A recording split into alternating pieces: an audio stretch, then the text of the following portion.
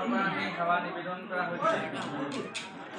ককাইদেৱে আমাক ৰুক্মিণীহৰণৰ নামঘৰৰ কথা কৈছে, সকলোকে শ্ৰদ্ধা জনাইছোঁ। আচলতে চাৰিমুখ এই পবিত্ৰ অঞ্চল, ইয়াত দিহানাম জগতৰ শিৰোমণিসকল আছে। আমি প্ৰতি স্থানতে চাওঁ, চাৰিমুখ স্বীকাৰ কৰি আহিছোঁ। অসম সাহিত্য সভাৰ দৰে অনুষ্ঠানৰ ৭তমকৈ সভাপতি চাৰিমুখ জন্মগ্ৰহণ কৰিছে। দিহানাম জগতৰ মানে সম্ৰাটস্বৰূপ শিল্পীসকল ইয়াত আছে। এতিয়া স্বয়ং আছে আমাৰ সেই ৰূপাইনাথ দেউতা। বোলে পহু পহু কুলি মাতে মৰে চালি, বৃন্দাবন মৰহিলে নাই বন মালি। প্ৰায় ৯০ চনতে তেখেতৰ লগত অকণমানি হৈ থাকোঁতে এখন কিবা সৌভাগ্য হৈছিল। সেইসকল ব্যক্তি আছে। আমাৰ আউনীআটী সত্ৰৰ এজন কি বুলি কওঁ এতিয়া মুখ্য ব্যক্তি আমাৰ দদাইদেউ আছে, সূৰ্য বৰা দদাইদেউকে আদি কৰি সকলোলৈকে আমাৰ শ্ৰদ্ধা আৰু সেৱা আমি নিবেদন কৰিছোঁ। এই ৰুক্মিণীহৰ নামটো আমি কিঞ্চিত বৰ্ণনা কৰিছোঁ।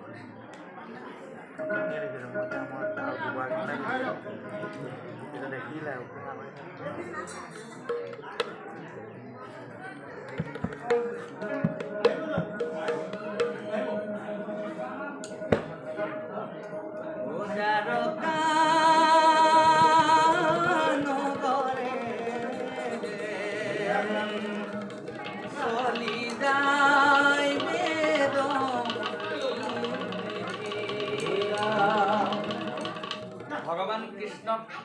আত্মনিবেদন কৰিছে পৰম বান্ধৱ তথা পৰম ভকতে আপোনাসকলে জানে ৰুক্মিণী দেৱীয়ে। কিন্তু ককায়েক ৰুক্মবীৰে কোনো প্ৰকাৰে সেই কাৰ্য সম্পাদন কৰিব নিবিচাৰে। তেওঁ হৈছে অহংকাৰৰ প্ৰতীক, আৰু তেওঁ বিয়া দিব ৰুক্মিণী দেৱীক অহংকাৰৰ প্ৰতীকে মহাপাতকী শিশুপালক। গতিকে শিশুপাললৈ বিয়া দিব, কিন্তু ৰুক্মিণী দেৱী হৈছে জগতৰ লক্ষ্মী ভাতৃক ৰুক্মিণীয়ে আপোনাসকলে জানে আত্মনিবেদন কৰিছে জগতৰ ঈশ্বৰক। আৰু যেতিয়া স্বয়ম্বৰ হ'ল আপোনাসকলে ইয়াকো জানে ৰুক্মিণী দেৱীয়ে পেদনিধিক অতি গোপনে নিমন্ত্ৰণ কৰি আনিছে আৰু কৈছে যে মই কৃষ্ণ গোসাঁইক প্ৰাণ ধৰি ভাল পাওঁ, আৰু কৃষ্ণ গোসাঁইলৈ মই এখন প্ৰেম পত্ৰ লিখিছোঁ। সেই প্ৰেম পত্ৰখন তুমি কৃষ্ণ গোসাঁইক দ্বাৰকাত গৈ দিবাগৈ আৰু ভাঙি পাতি ক'বা আমাৰ সমস্ত কথা। যদি ঈশ্বৰে উদ্ধাৰ নকৰে তেতিয়াহ'লে আমি প্ৰাণ বিসৰ্জন দিম। সেই প্ৰেম পত্ৰখন লৈ পত্ৰবাহক হিচাপে কৌটি পুৰুষৰ সাফল্য হ'ল, জন্ম সাফল্য হ'ল, বেদনিধি দ্বাৰকালৈ যাত্ৰা কৰিলে।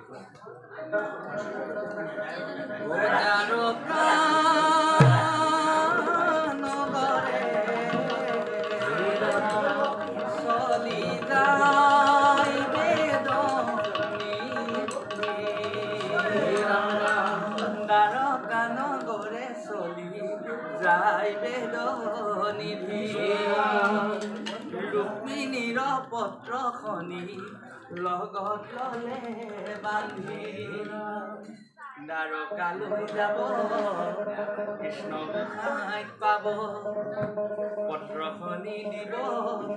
আৰু ভাঙি পাতি ক'ব। ৰুক্মিণীৰ মনৰ কামনা কৰা নিধি, কৃষ্ণ গুণ নিধি, কৃষ্ণ গুণ নিধি, বেদ নিধি, বেদ নিধি, বেদ নিধি, বেদ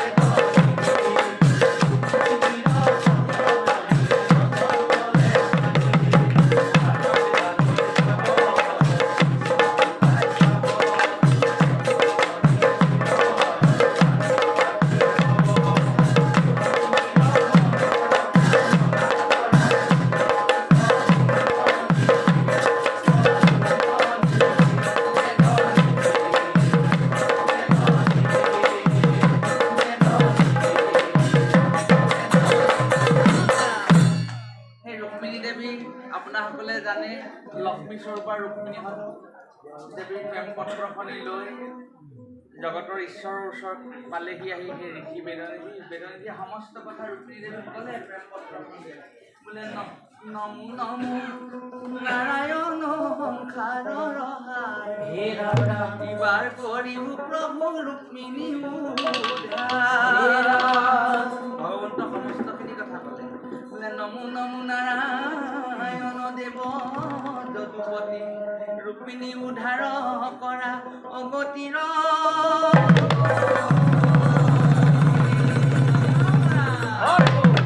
আৰু ঋষিয়ে সমস্তখিনি কথা বেদনিধিক ক'লে যে প্ৰভু ৰুক্মিণী দেৱীয়ে তোমাৰ চৰণত আত্মনিবেদন কৰিছে ভক্তিভাৱটো সমস্ত তোমাৰ চৰণত নিবেদন কৰিছে তুমি ৰুক্মিণী দেৱীক উদ্ধাৰ কৰিব লাগিব যদিহে তুমি ৰুক্মিণীক উদ্ধাৰ নকৰা কিন্তু ভকতে প্ৰাণ বিসৰ্জন দিব গতিকে প্ৰভু তুমি জীৱ কল্যাণৰ কাৰণে চিন্তা কৰিব লাগে ভগৱন্তই আপোনাসকলে জানে বোলে ঋষিৰ মুখত শুনি দেৱী কথা পাছে প্ৰভু নাৰায়ণ ৰুক্মিণী হৰণ কৰিবা লাগি অতি শীঘ্ৰে কৰিলে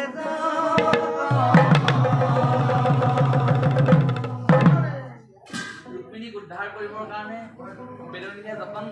ভগৱন্তই যতন কৰিলে আৰু অসুৰক দায়িত্ব দিলে যে অসুৰ খুৰা তুমি এটা ব্যৱস্থা কৰা ৰথ এখন তুমি উলিয়াই আনা আৰু ৰথৰ বাঘ জুই তুমি ধৰা আমি ৰুক্মিণীক উদ্ধাৰ কৰিব লাগে আৰু অসুৰৰটো গাত উখাই নাইকিয়া হ'ল কাৰণ ভকতৰ এজন ছজন ভকতৰ এজন অন্যতম ভকত তাতে ইমান সৌভাগ্য লক্ষ্মী দেৱীক উদ্ধাৰ কৰিবলৈ তেওঁ সেই ৰথৰ বাঘ জুই ধৰিবলৈ পাইছে ভগৱন্তৰ কাষত যিটো দেৱতাৰো দুৰ্লভ দেৱৰাজ ইন্দ্ৰৰো চাগে সৌভাগ্য নহ'ল ঈশ্বৰক তেনেকৈ ৰথত লৈ যাবলৈ কিন্তু সেয়া ভকতৰ সৌভাগ্য হৈছে ইমান পৰম সৌভাগ্য তেওঁ কি কৰিলে বোলে বিজুলী সঞ্চাৰে ৰথ অপুৰে চলা কুন্দিলে কৰিলে গতি কৃষ্ণ যদুৰা সংগে আহে বেদনিধি ঠকিবা হয় বেদনিধিক লগত লৈ পিনি অপুৰে যিমান বায়ুৰ বেগ আছে সিমান বেগতে ৰথখন চলালে বেদনিধি আনৰ আন চিন্তা বেদনিধিৰ চিন্তা হৈছে কি দেহি উখাই সোনকালে কৃষ্ণ আৰু ৰুক্মিণী মানে অপূৰ্ব মিলন হ'ব ইমান সুন্দৰ চিন্তা কৰি আহিছে বোলে সংগে আহে বেদনিধি ঠকিবা কৃষ্ণ ৰুক্মিণীৰ হৈব অপূৰ্ব মিলন কৃষ্ণ ৰুক্মিণীৰ হৈব অপূৰ্ব মিলন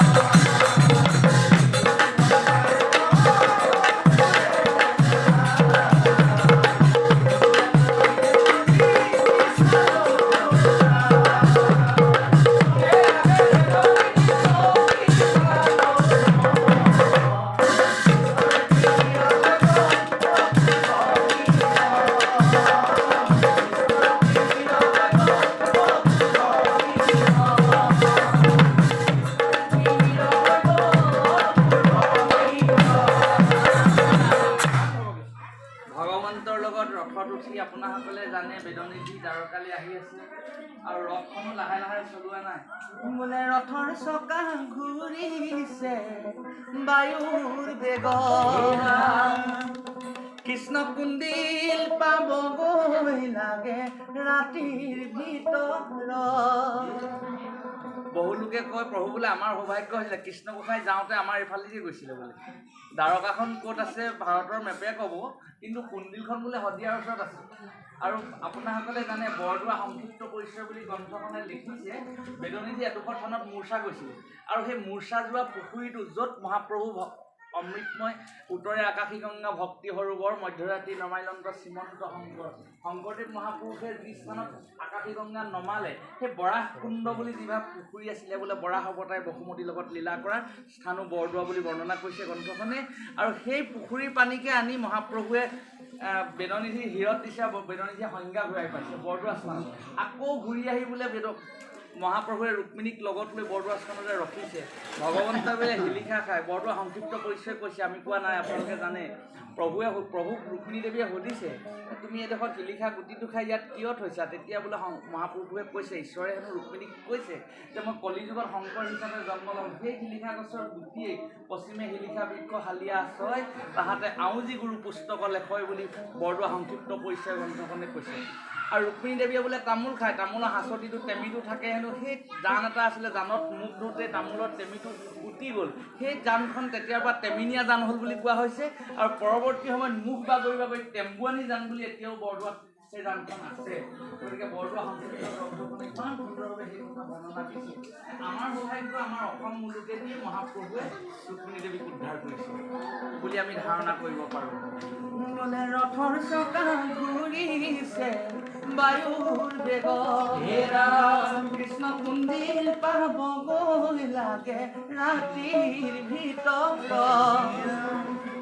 ৰুক্মিণীয়ে কান্দি আছে কৃষ্ণলৈ ৰাজকন্যাই কান্দি আছে, কিন্তু তেওঁৰ লগততো বান্ধৱীসকল আছে। তুমি নাকান্দিবা, আহিব নহয় প্ৰভু, আহিব আহিব বুলি সখীয়ে বুজাই, আহিব আহিব বুলি সখীয়ে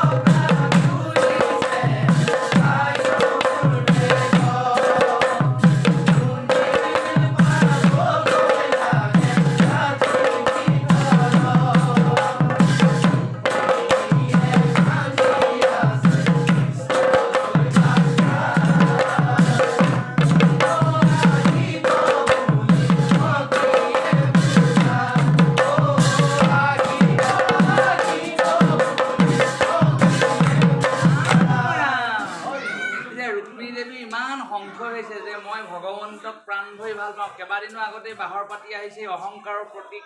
এই শিশু পালে।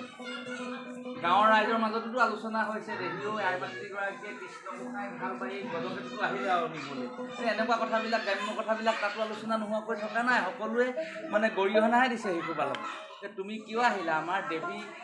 লক্ষ্মী সদৃশ ৰুক্মিণী দেৱীয়ে প্ৰাণ অৰ্পণ কৰি থৈছে ভগৱান কৃষ্ণ, কিন্তু মেকুৰী দি পিঙা কোনে আহিব এতিয়া, ৰুক্মবীৰক কোনে কয়, কাৰণ ৰুক্মবীৰে সকলোকে ফাঁচি দিব, এনেকুৱা অত্যাচাৰ কৰিব ভকতসকলক, প্ৰজাসকলক। আপোনাসকলে জানে এতিয়া ভগৱন্তৰ অমৃতময় চৰণ চিন্তা কৰি ৰুক্মিণী এটা সংশয় হৈছে যে মই বৃদ্ধ ব্ৰাহ্মণজন দ্বাৰকালৈ পঠালোঁ হয়, দ্বাৰকাখন আছে পানীৰ মাজত, যাওঁতে বাঘেৰে খালে নে, ঘোঙেৰে পৰিলে নে, নাও ডুবি মৰিলেই নে, কি হ'ল নে, একো খা খবৰ এটা ৰুক্মিণী দেৱীয়ে নাই পোৱা অৱস্থা। ৰুক্মিণী দেৱীৰ কাহিনী আজি কোন দিন কৰে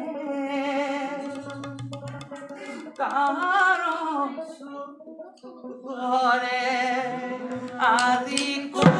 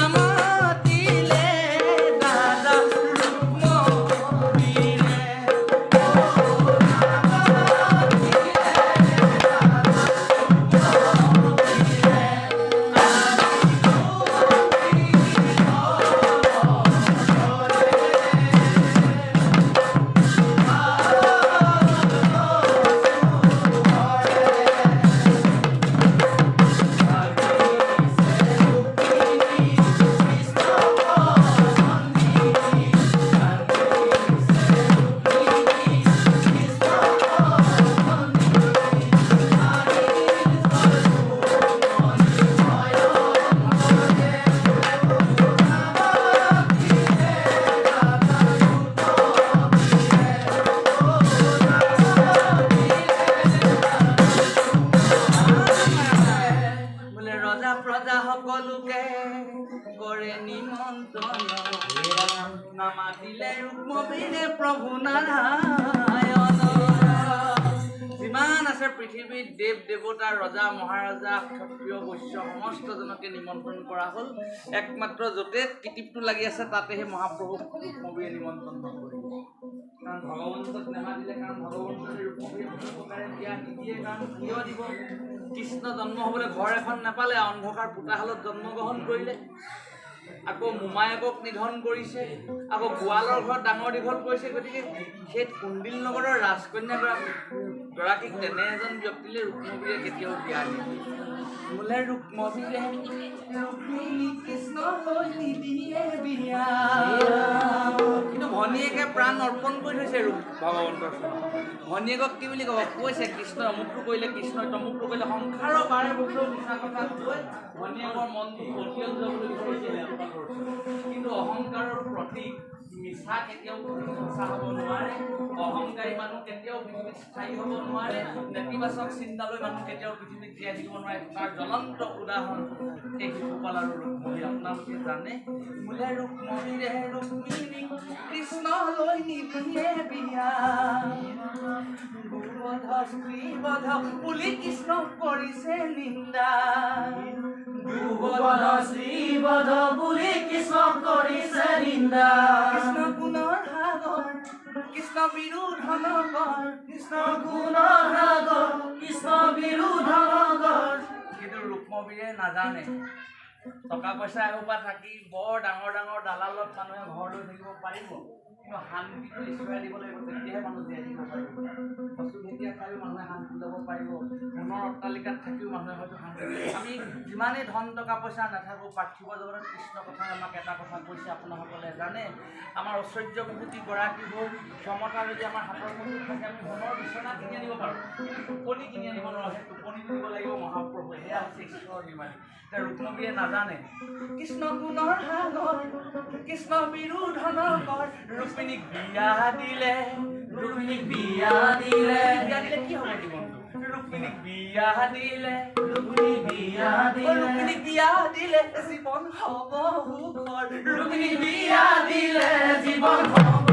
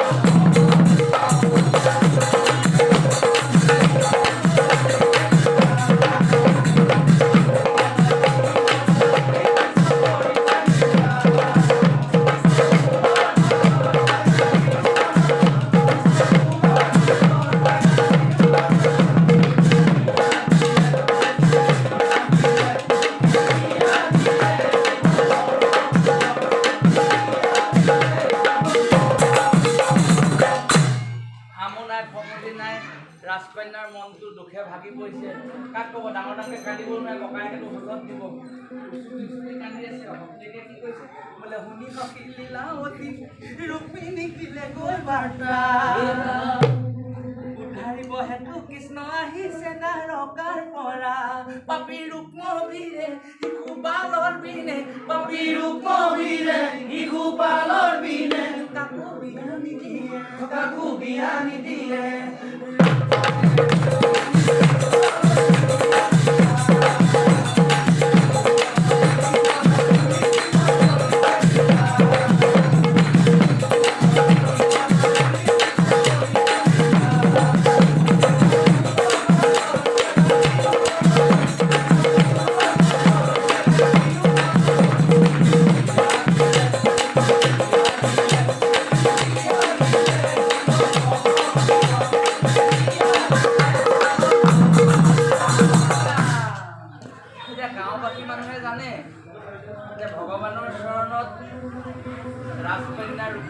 আত্মনিবেদন কৰিছে আৰু কৃষ্ণৰ ওচৰত যদি বিয়া দিয়ে তেতিয়াহে ৰাজকন্যা সুখী হ'ব।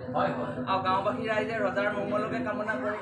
কাৰণ ৰজাই ভালকৈ প্ৰজা শাসন কৰিছে, সেইকাৰণে ৰজায়ো প্ৰজাক মন কৰে, প্ৰজায়ো প্ৰতি মুহূৰ্ততে ৰজাৰ মংগল চিন্তা কৰে। ইমান সুন্দৰভাৱে ৰাজকন্যাক কৃষ্ণলৈ বিয়া দিব বুলি প্ৰজাসকলে ভাবি আছে, কিন্তু সেইটো সুবিধা দিয়া নাই বা শিশুপাল তাত আহি আছে। গাঁওবাসী ৰাইজে কি কৰিলে আপোনাসকলে জানে? সমস্ত গাঁওবাসী ৰাইজে মনে মনে শিশুপালক অৰিহণা দিছে। এতিয়া শিশুপাল মিছাতে পাতিলি জান, হে শিশুপাল তই নকৰিলি ভাল, শিশুপাল তই নকৰিলি ভাল, ৰুক্মিণী হৰিবে লাগি আহিছে গোপাল, শিশুপাল তই নকৰিলি ভাল।